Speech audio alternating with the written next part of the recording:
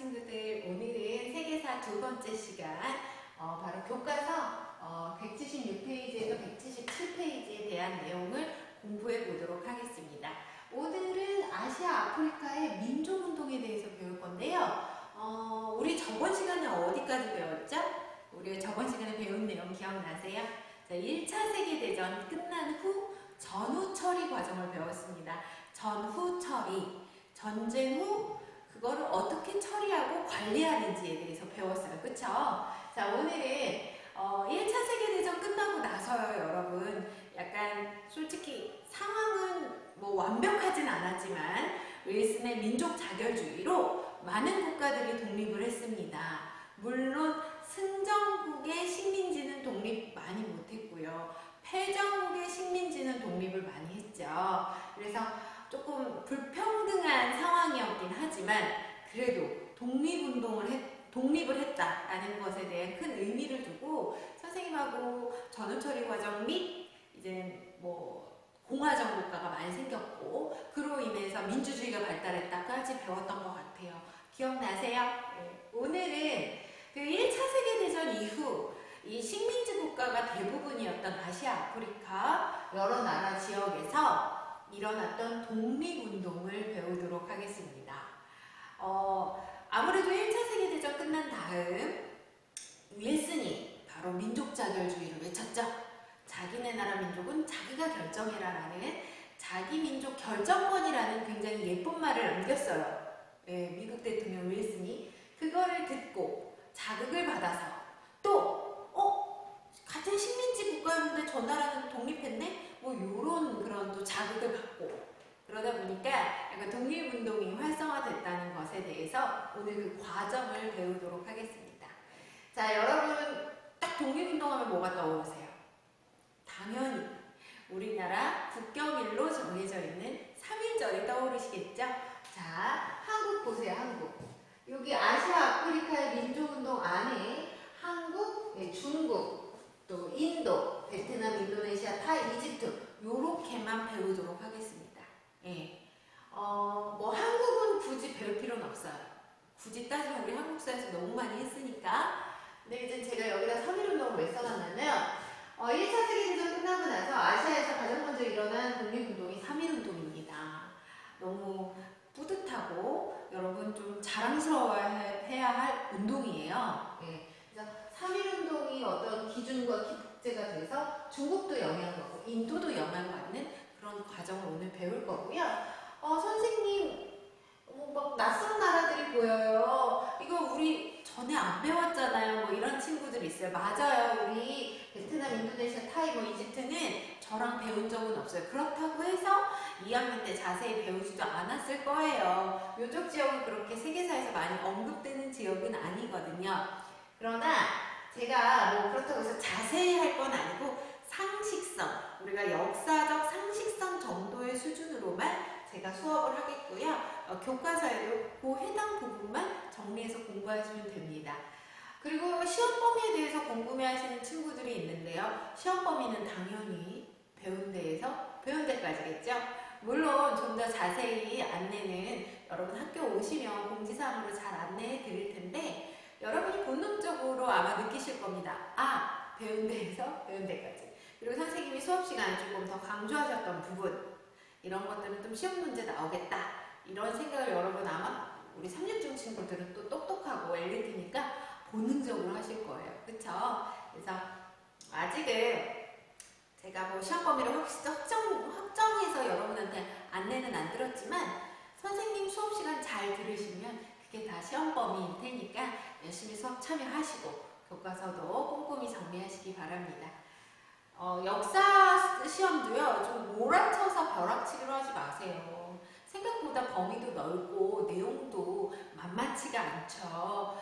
벼락치기 공부의 과목이라는 거에 대해서 선생님은 많이 좀 안타깝습니다. 어차피 한국사 수능 필수 시대에 역사를 벼락치기로 한다는 건 좀 너무 무리수가 아닌가. 그래서 좀 미리미리 공부하는 습관을, 뭐 국영수도 중요하지만 또 역사도 늘 얘기하잖아요. 우리 역사 교육의 목적.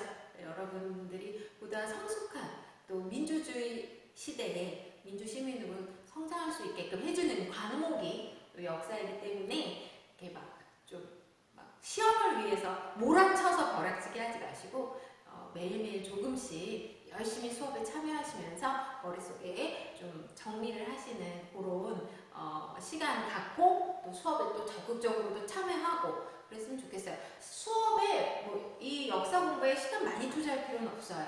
좀 열심히 꼼꼼히 잘 듣고 한 정리 10분 정도만 하면 여러분 우리 학교 친구들은 워낙 공부도 잘하고 머리도 좋으니까 충분히 모든 이 역사 수업 공부를 소화해낼 거라고 저는 믿고 있어요. 화이팅! 네. 자, 뭐 3일 운동은 할 필요 없습니다. 여러분이 너무도 잘 알고 있고 1학기 때 시험범이기도 하니까 제가 여기다 3일 운동을 쓴 이유는 아까 말했다시피 3일 운동이 기준이 돼서 이 아시아의 어떤 독립운동에 자극이 되었다. 이거에 대해서 여러분이 자긍심과 자부심을 느끼면 됩니다. 자, 정말 중요한 나라는 중국이에요. 솔직히 중국. 중국이란 나라는 우리 옆나라고 또 세계에서 가장 큰 나라고 그 다음에 인구도 많고 좀 약간 말을 잘 안 듣고 그리고 또 우리는 또 남북 분단 국가잖아요. 근데 북한이 공산주의 국가인데 어쨌든 북한이 중국에 의존하면서 지금 좀 물론 약간 좀 다르게 색다르게 좀 나가는 것 같기는 한데 어쨌든 이 중국이라는 국가랑 굉장히 우리가 뗄래야 뗄 수 없다. 나중에 뒤에서 현대사 할 때 제가 안내하겠지만 원래 중국하고 우리나라는 친하지 않았다가 1992년 노태우 정부 때 중국과 우리나라가 수교를 하고요. 그 이후부터 조금씩 중국과 교류를 하기 시작합니다. 그러니까 선생님 초등학교 때는요. 중국을 가는 건 상상도 못할 일이었는데 선생님 초등학교 고학년 때부터 중학교 고등학교 때부터 조금씩 중국이라는 나라와 교류를 한다는 게 이제 실감이 나기 시작을 했었어요. 어쨌든 이 중국 우리 저번 시간에 중국 하면 딱 어디 뭐가 기억나요? 태양 변이식 기억나요?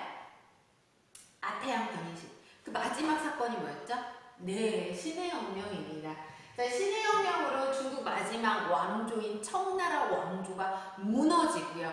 중화민국 공화국이 수립이 되었지만 뭐 순원이 갑자기 외국으로 잠깐 출장을 갔고 위안스카이라는 사람이 자기가 이제 공화정의 대총통이라고 해서 나름 대통령이 됐지만 막 군인을 군사력이 있었던 사람이니까 군인을 장악해서 본인이 뭐가 되죠? 황제가 되죠.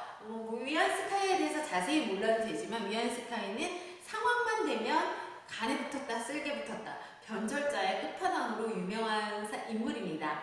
그리고 어쨌든 황제의 자리까지 오르게 돼요. 욕심을 부려서. 그러다가 어떻게 돼요? 아파 죽어요. 화병 걸고 아파 죽어요. 그러고 나서 중국은 어땠을까요? 중국은 어땠을까요? 정신이 없을 것 같아요. 누가 봐도. 갑자기 이제 위안스카이가 황제가 됐다가 갑자기 또 죽었어요.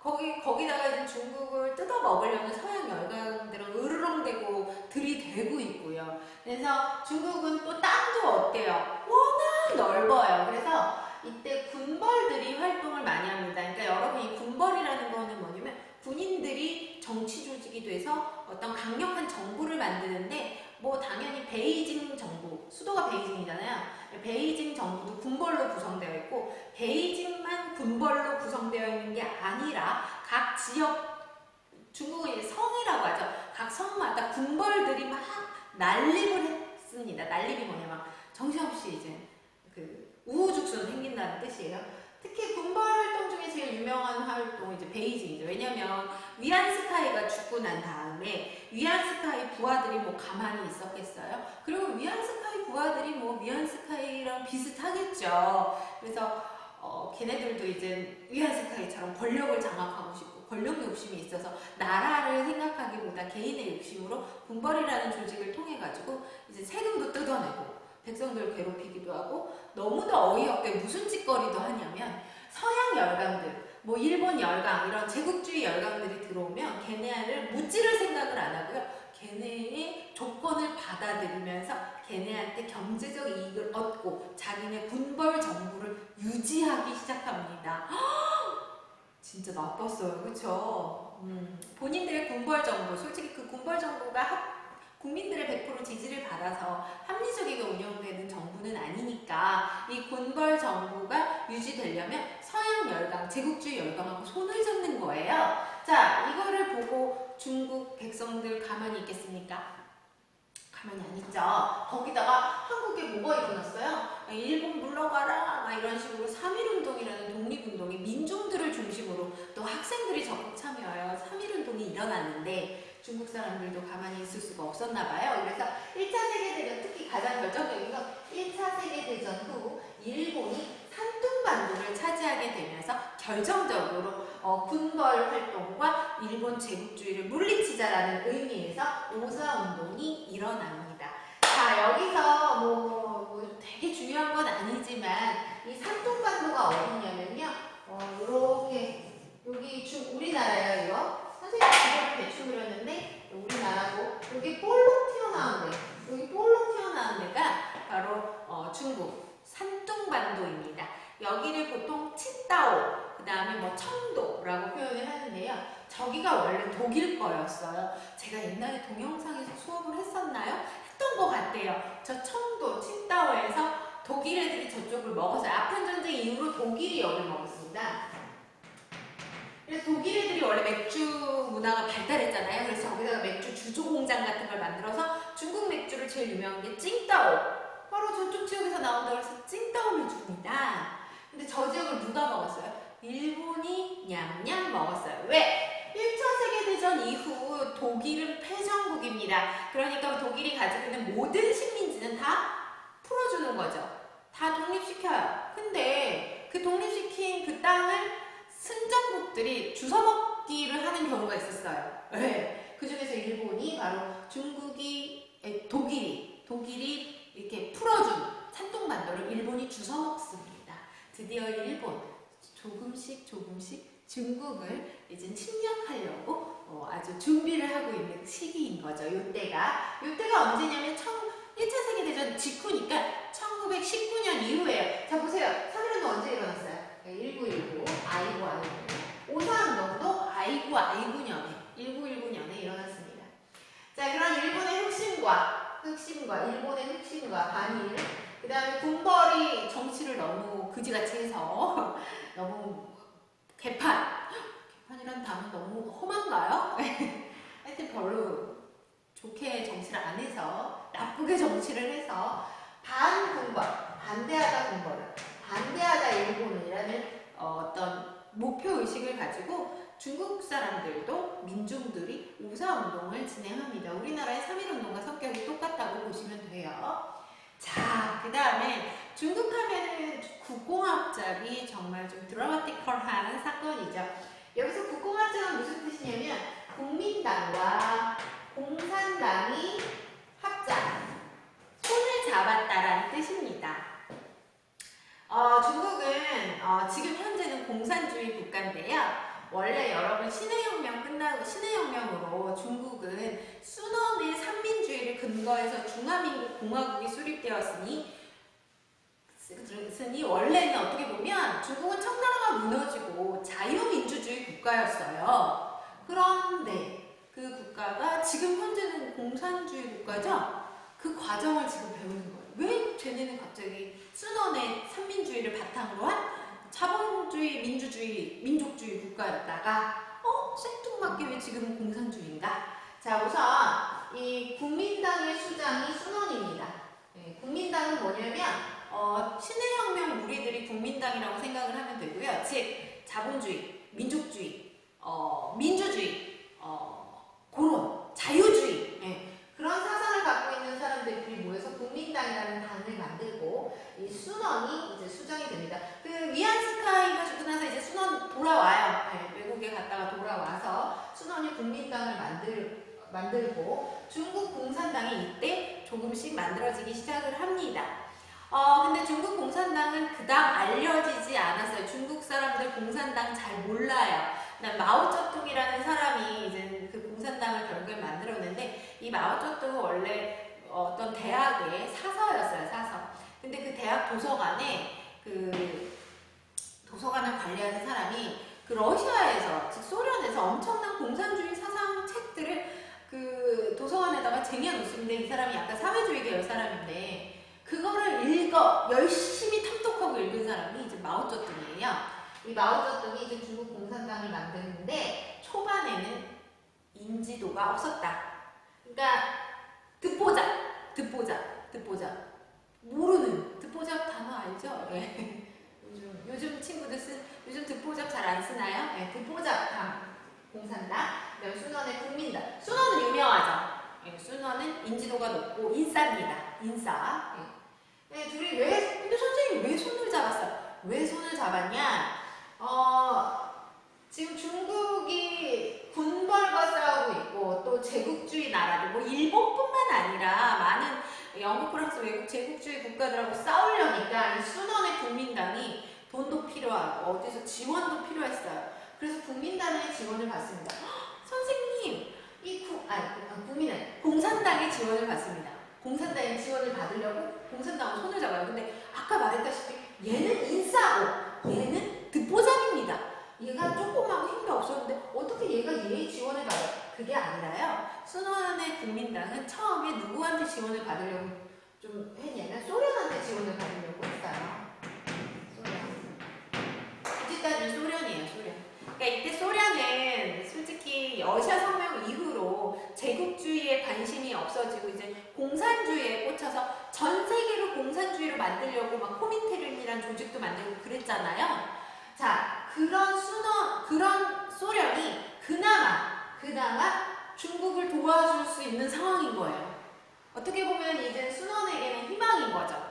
순원은 공산주의, 사회주의 사상하고 맞지는 않으나 그래도 소련의 도움이 필요했기 때문에 중국 내에 있는 소규모 공산당 조직과 손을 잡아서 소련의 라인을 좀 지원을 받아서 중국을 정상화시키려고 했던 겁니다.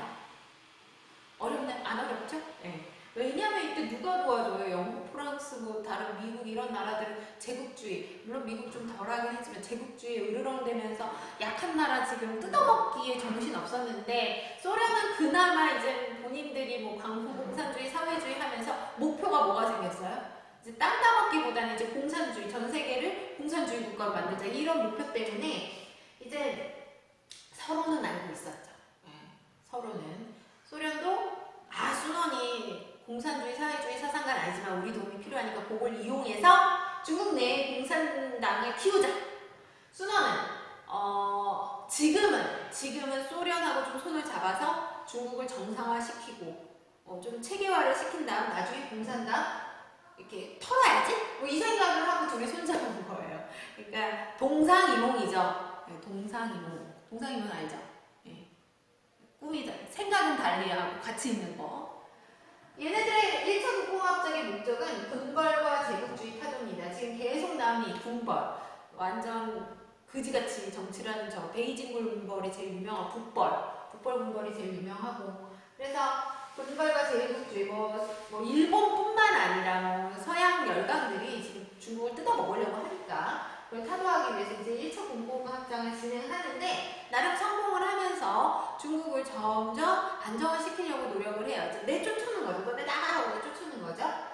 그러는 과정에서 순원이 생각보다 일찍 돌아가십니다. 간암에 걸리셔서 일찍 돌아가시고 이 순원의 이제 후계자인 뭐 아들은 아니고요. 장제스라는 인물이 이제 국민당의 어떤 권력을 갖게 되는데 이 장제스는 순원하고 다르게요. 공산당을 너무너무 싫어했어요. 그러니까 순원도 공산주의를 싫어합니다. 별로 안 좋아해요. 자기 사상하고 안 맞아요. 그러나 지금 상황인지라 소련의 지원을 받으려고 공산당하고 손을 잡았는데 이 장제스는 싫어해요. 네, 사상이 너무 싫은 거예요. 그래서 나름 손을 잡은 순원의 입장을 받아들이면서 국공합작을 하지만 국공합작이 어느 정도 성공이 되고 군벌을 물리치고 중국을 어느 정도 안정화시키면서 중화민국으로 수립되는 과정에서 공산주의를 엄청나게 공격을 해서 탄압하고 공격해서 이 마오쩌둥이 공산당의 수장이거든요. 도망가요. 중국 예난으로 북쪽으로 도망을 갑니다.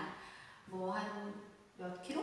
6,000 킬로? 10,000 킬로? 하여튼 엄청난 거리를 아무것도 없이 먹을 것도 없이 걸어가서 정말 많은 사람들이 많이 죽었다고 해요. 그 공산당원들 같이 걸어가다가 굶어 죽고 이제 공격받아 죽고 그렇게 고생을 해서 그래도 그 중국 예난이라는 곳 위쪽에 중국 북쪽에 있거든. 연안이라는 곳에 거점을 마련해서 나름 공산당을 유지는 합니다. 규모는 좀 작아졌지만 그런 과정에서 조금 마오쩌둥이 듣보잡이 아니라 유명해지기 시작했어요. 왜냐면 이제 대장정으로 이렇게 쭉 올라가는 길에서 이제 중국 국민들한테 이제 어떤 사회주의 사상을 홍보하기 시작을 하죠. 그러면서 약간 이제 마오쩌둥의 공산주의가 중국 내에서 조금씩 인지도가 올라가기 시작을 하죠. 이제 그러는 과정에서 중일 전쟁이 터져요, 여러분. 1931년이죠? 네. 37년.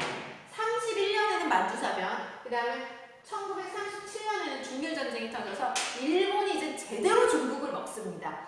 그래서 국민당이 다시 위기에 빠집니다. 그래서 공산당은 다시 힘을 합쳐서 무슨 운동을 해? 항일운동을 합니다. 자, 2차 국공합작도 나름 성공을 해요. 나름 다 성공한 거예요. 네, 나름 성공을 했는데 2차 국공합작의 결과는 어떻게 됐을까요? 네, 항일운동해서 성공은 했지만 그러고 나서 국민당과 공산당이 사이좋게 어깨동무하면서 나라를 운영했을까요? 아니죠. 뭔가 뒤에 있겠죠. 그거는 이제 뒤에 냉전 체제 때 공부하도록 하겠습니다. 근데 여러분 다 알 거예요. 누가 이겼을까요? 이때는 이제 공산당이 이기죠. 그래서 지금 중국이 공산주의 국가가 되죠. 자, 중국을 조금 정리를 많이 하세요. 우리가 중국사, 제가 얘기했다시피 2학기 때 좀 중국사가 중요하다고 해서 태양 변이신 우리 열심히 공부했고요. 신의 혁명 이후도 아직까지 중국은 정말 정신이 없었다. 네. 정리하시고 이제 낯익은 이름, 순원, 장제스, 마오쩌둥 이런 인물들도 분석을 할 줄 아셔야 됩니다. 그리고 우리랑 비슷한 운동의 오삼운동도 이제 알아두셔야 되죠.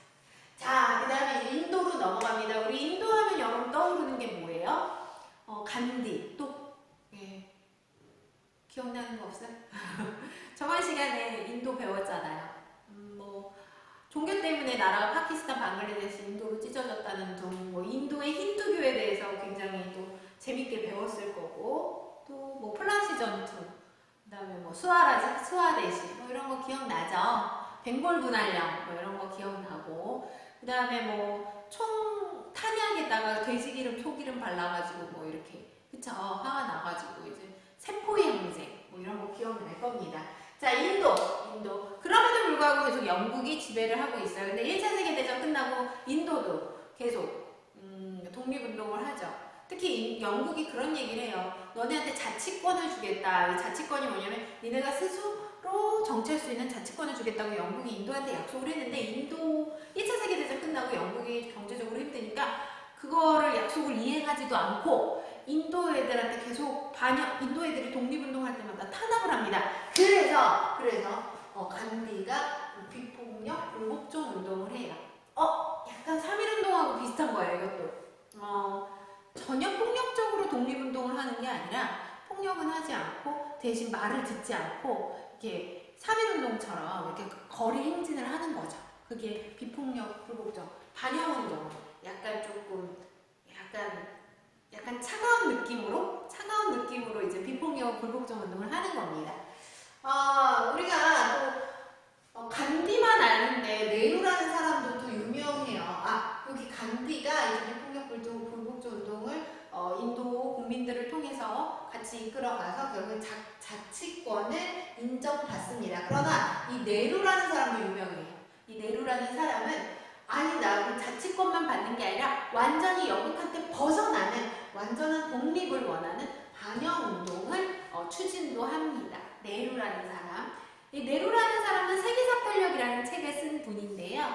네루는 그 감옥에서 아무 자료 없이 세계사편력을 쓰신 분입니다.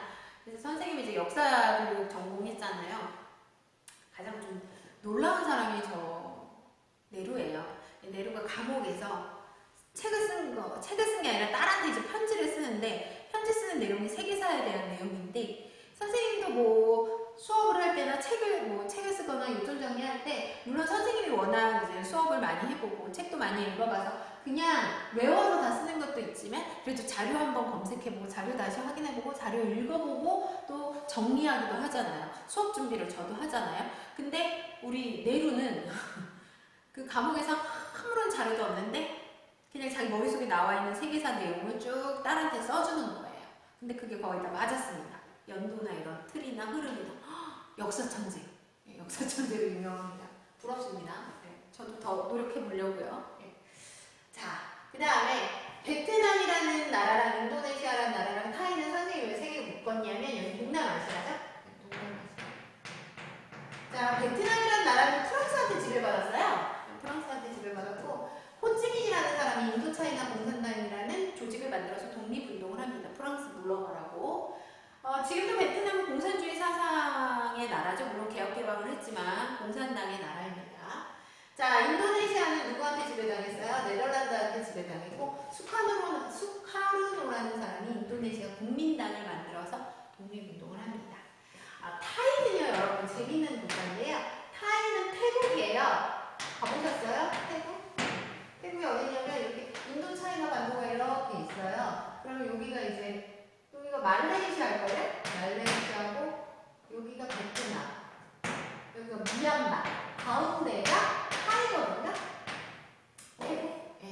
이 타이는 동남아시아 유일한 독립국입니다.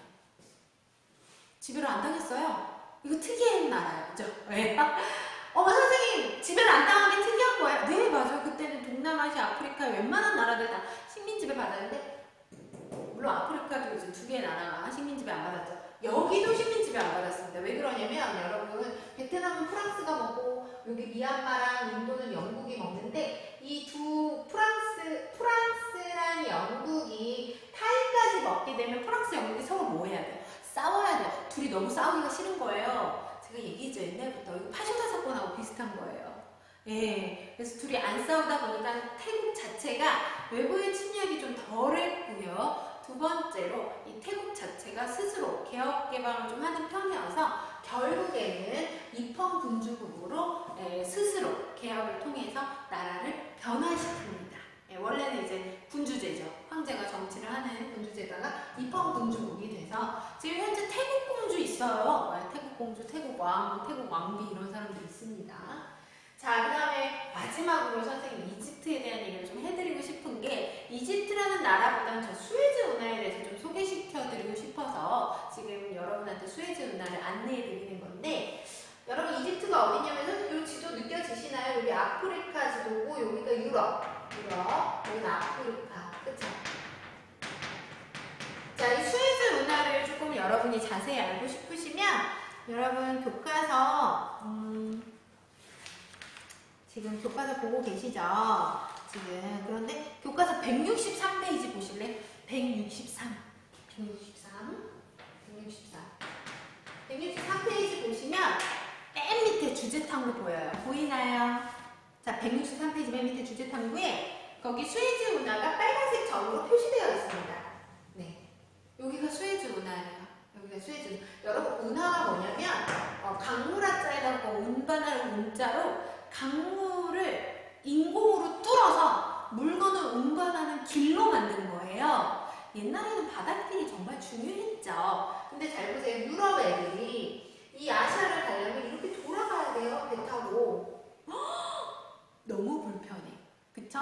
배 타고 가려면. 아니면 배 타고 여기까지 가서 여기 이쪽 지역 애들한테 물건을 주고 얘네들이 이제 그 물건 사고 저쪽으로 가서 물건을 사고 팔고. 그러니까 원래 옛날에 유럽 애들이 이게 신앙로 개척하고 굉장히 관계 깊은 내용입니다. 유럽 애들이 원래는 여기 못 뚫고 가고 여기 막혀 있으니까 이 아랍 애들한테 돈을 주고 비싸게 향신료를 사온 거예요. 자, 아시아 애들한테 얘네가 향신료를 1,000원에 이렇게 사오면 얘네는 그걸 10,000원에 사가고 막 그랬어요.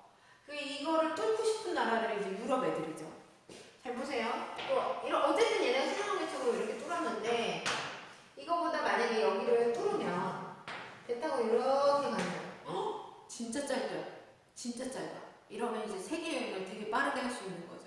그래서 여기를 뚫었어요. 누가 뚫었냐면 이집트가 뚫었어요. 이집트가 굉장히 이게 지금 여기는 점으로 보이는데 실제로 인간이 가서 보면 굉장히 긴 거리입니다. 이거를 진짜 이집트의 국민들이 삽질을 해가지고 인공강을 만든 거죠. 바닷길하고 강물길 연결해가지고 이렇게 배가 지나갈 수 있게. 요거 하나가 이집트가 파산됐어요. 파산. 이거 하려면 돈 많이 들어요, 안 들어요? 엄청 들겠죠. 노동비나 여러 가지 기계가, 운영비 이런 게 많이 들어요. 그래서 파산했어요. 그 파산할 때 누가 가가지고 이제 야 너네 파산했어? 어머 힘들겠다. 내가 도와줄게 하고서 돈 빌려줬던 나라가 영국입니다. 물론 프랑스도 빌려줬는데 영국이 영국이 되게 많이 빌려줘요. 그러면서 자연스럽게 이집트는 바로 영국의 지배를 받습니다. 네, 이 수에즈 운하 때문에 영국의 식민지가 돼요. 네, 영국의 식민지가 됐는데 1차 세계대전 후 계속 이집트 애들이 반영 운동을 해서 독립을 했는데요. 문제는 수에즈 운하는 계속 영국이 관리하게 됩니다. 그래서 통행료가 다 영국으로 들어가게 돼요. 그러다가 1956년에 다시 이집트 걸로 돌아오게 됩니다. 수에즈 운하에 대한 상식적인 거 좀 알아두시라고 해서 제가 163페이지 수업은 안 했잖아요, 우리가. 그쵸? 근데 요거는 선생님이 조금 알아두면 재밌으니까. 재미없나요? 수에즈 운하를 뚫었습니다. 그래서 지금은 이렇게 바닷길을 운영할 수 있고요. 여기 운영할 때 이집트 애들의 통행료가 지불됩니다. 지금은 영국 거 아니에요. 지금은 이집트 건데 한동안 계속 2차 세계대전 후 독립한 후에도 한동안은 수에즈 운하는 영국 거였다는 거. 자, 어때요? 좀 내용 정리되셨나요? 오늘 좀 가장 선생님이 중요하다고 생각했던 나라는 아마 중국이겠죠? 제가 2학기 내내 좀 중국사 역사를 조금 비중 있게 하고 있고요. 인도도 좀 잘 알아두시면 됩니다. 자, 그리고 요거 부러운 나라죠? 우리나라는 일본 애들한테 36년 동안 지배받았는데 타이는 지배를 받지 않았다는 점도 좀 부러운 부분입니다. 자, 오늘 여기까지 하겠고요. 이번 주 이렇게 해서 1차 세계대전 어느 정도 마무리 한 거예요. 네, 다음 주는 그 유명한 2차 세계대전 세계사 시간에 진행하도록 하겠습니다. 여러분 잘 아는 그 히틀러 이제 등장할 건데 하여튼 뭐 진도를 잘 나가는 편이죠. 네. 여러분 시험 볼 때 부담되지 않을 정도로만 진도 뺄 테니까 걱정하지 마시고요. 그래도 수업 시간에는 적극적으로 참여하고 꼭 정리하는 시간 갖도록 하시면 막 미친 듯이 벼락치기 할 정도로 공부 안 해도 되고 부담스럽지 않게 1학기에 비해서 조금 범위를 조정하도록 하겠습니다. 어쨌든 2학기 때는 좀 쉽게. 그치만 너무 쉬우면 또 재미없죠? 우리 3학년 또 3년 중학교 친구들 똑똑하니까 제가 그 실력을 믿도록 하겠습니다. 오늘 수업 여기까지 하겠고요. 다음 시간에 우리 한국사 시간